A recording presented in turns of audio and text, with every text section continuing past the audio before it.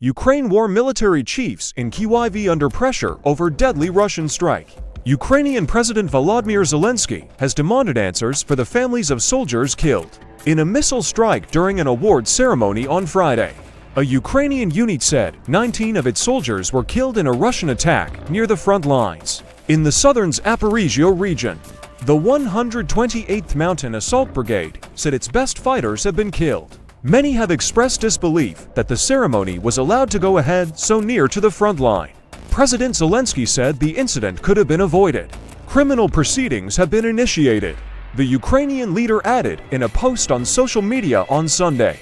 Every soldier in the combat zone, in the enemy's line of fire and aerial reconnaissance, knows how to behave in the open, how to ensure safety. A number of Ukrainian soldiers and military experts say the ceremony should not have taken place in a strike-risk area. They say Ukrainian officers should have been aware that Russian drones are constantly monitoring Ukrainian troops' activities near the front lines to guide air and artillery strikes. Drone footage has now emerged on a Russian Telegram channel purportedly showing the moment of the deadly strike on what appears to be an open-air ceremony. A number of bodies, believed to be those of Ukrainian soldiers, are also seen lying on the ground. Russia's military has not officially commented on the attack. Ukrainian Defense Minister Rustem Umerov had earlier confirmed reports that soldiers from the 128th Mountain Assault Brigade had been killed in the strike. He ordered a full investigation into what he described as a tragedy. Meanwhile, Ukraine's Strategic Command, Stratcom, said an Iskander-M, a short-range ballistic missile used by Russia, was used in the attack. A number of civilians were injured. In his own statement, President Zelensky said he wanted to establish the complete truth about what happened and prevent such incidents from happening again. 3 days of mourning have been declared in Ukraine's westernmost Transcarpathia region, where many of the victims are believed to be from. Kyiv has not publicly revealed the location of the strike, but reports in Ukrainian media say it was a village near the front line. Russian bloggers said it was the village of Dimitrovo, which was renamed Zurichny by Ukraine.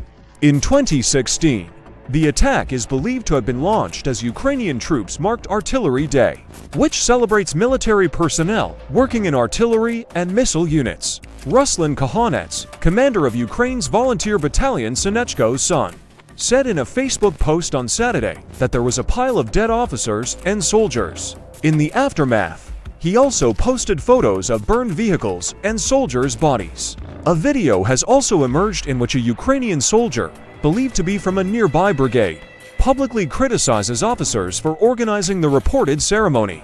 The unnamed soldier says that frontline villages are being hit methodically and regularly, and anyone who is here will tell you this. As a result of this ceremony lineup, many Ukrainian defenders and civilians died.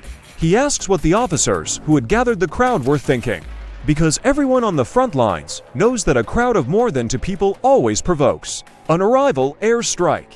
Serhiy Sternenko, a well-known Ukrainian volunteer, suggested on Saturday that the commander who had organized the ceremony should be jailed for life. There have already been many similar incidents, unfortunately. Without systemic changes, there will be more such incidents, he said. A number of social media users in Ukraine have also voiced their anger and demanded punishment for the ceremony's organizers. Who gathered them there? Why is this person's name being withheld? Whose initiative was it? Are these people already under investigation? One user wrote.